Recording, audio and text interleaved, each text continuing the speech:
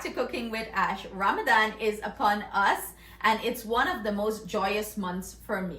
I would like to take this opportunity to wish all my Muslim brothers and sisters Ramadan Mubarak. In honor of Ramadan, I will be preparing some delicious syrnee. You know, I cannot kick off the holy month without having syrnee in my house. So I will be sharing that recipe with you all. I pray that Allah accept our fasting. He makes our fasting easy for us, and He make this month of, wisdom, happiness, purity. So let's get into this delicious syrnee recipe. Go ahead and prepare our milk mixture. I'm going in here with some evaporated milk. I like to add my spice to the milk to infuse because I usually warm my milk up. So I'm gonna go in with some clove, and I'm gonna go in with a cinnamon stick that I break up. Whenever you break up the cinnamon stick, you release all that intense flavor that is inside of that cinnamon stick. So anytime you're using cinnamon stick, I highly recommend you break it up to get that aroma, all that fragrance in it. I'm gonna go in with some vanilla extract here, and I'm gonna add my sugar to this. Sugar is to your sweetness preference. You can also use condensed milk here if you would like. You can use more sugar or less sugar, and by tasting this mixture, you're gonna know if you need more sugar or that sugar amount that I use is enough for you. So I'm gonna go ahead and bring this over to the stove, bring this up to a simmer, and we're gonna start parching our flour with our butter to prepare our delicious syrnee. So here I have my milk mixture. I'm just stirring in the sugar. I bring this over to the stove. I'm gonna bring this up to a simmer. I'm gonna turn it off, and I'm gonna let all the spice infuse into the milk. So let's go ahead and start parching our flour. Pot, I'm gonna go ahead and add my butter. You want your butter to melt down and start fry up a little bit before you add your flour to it.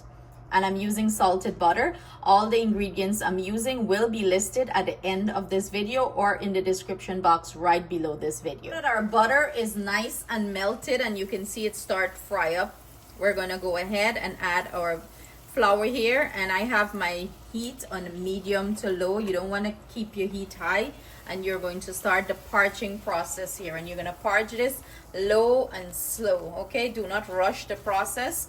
I am going to try to time this to see how long mine took to parch, so I can give you like an estimate, but that depends on your stove, the BTU of your stove too. So I'm going to parch this. Cook out the rawness. You want to cook out the rawness out of the flour because you want this to come together nicely. If you don't cook the rawness out of the flour, that's when it's going to be sticky and gummy.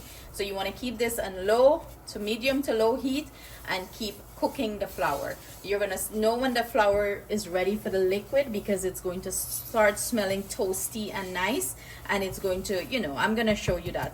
The flour is going to loose more. It's going to be more loose, not so clumpy like this. So this is what it's looking like after parching for 10 minutes. You can go ahead and mix. I have my handy dandy helper, Mr. Jingri here. You see how it turned like very, very wet sand? That is the consistency you're looking for when you're gonna pour your liquid into it. If it doesn't get to this consistency, you need to cook it more. This is the perfect consistency. The rawness out of the flour is cooked and it's smelling toasty and nice. So now I'm gonna go in with some grated nutmeg. I like, good nutmeg in me syrnee. This is a matter of preference. You can add less. And now I'm gonna go in with my raisins and cherry. I'm not putting a lot, just a little bit, and I had my raisins soaked and plump up, so let's strain that out.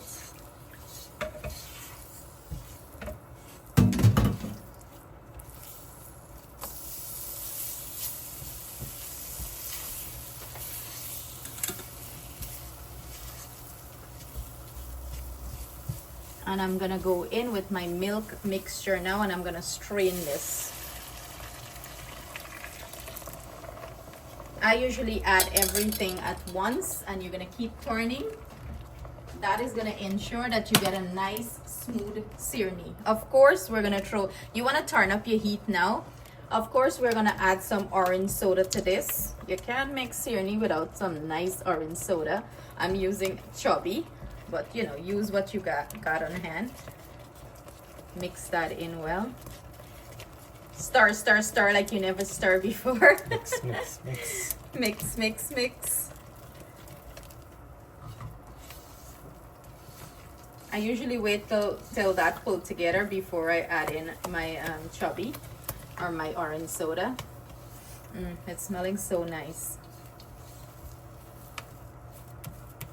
So let's go ahead and add our soda here. I'm gonna mix that in.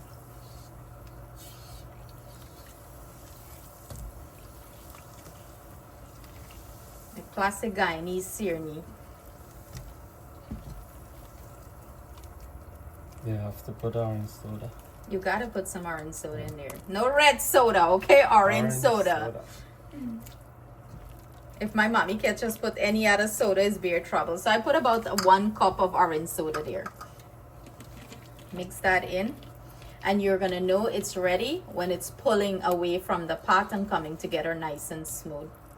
Hey uncle, how you turn so? Turn like you get energy. You can't turn too fast, then you splash it up. Like splash up on you. Nigga, learn you? This uncle no know for turn. Auntie, He don't know for turn. call him a teacher. You can't teach me. I am the teacher in the kitchen. Right? Look how you smile up. You get your favorite. Yes. So this is the consistency you're looking for. You see how nice it's rolling away, gliding away from the side of the pot. That's what you're looking for to take it off the heat. So you're gonna go ahead and turn it off the heat and plate it up. But look at that. It's nice and smooth and the beautiful color, exactly how Sirnee should be. Sirnee shouldn't be too brown. This is the color you're looking for. Rich, creamy, and delicious. Go ahead and plate it up in our nice plate here. Ooh, look at that. Look how beautiful, silky, smooth, nice. Perfect Sirnee. Just how we like it. Very moist and delicious. Stop drool over the Sirnee, Trevor. You have to drill over. So there you have it. Let's sample this. The best time to taste test, right? Hot. While it's hot. Ooh. A little cherry and a little... I don't care for the cherry and raisins as much. He likes it. It's so good. You know, you can roll it in your hand. And you need a little chana. You ever go to a Muslim reading and had chana and Sirnee together? The best combo ever. Stop going for second and third and me not get none. So delicious. So I hope you guys try this recipe. You get a whole Ramadan month to try it. Even make it for Eid. You're going to enjoy it because it's so moist, it's so delicious, and it's full of amazing flavor. Make it anytime, it's always good.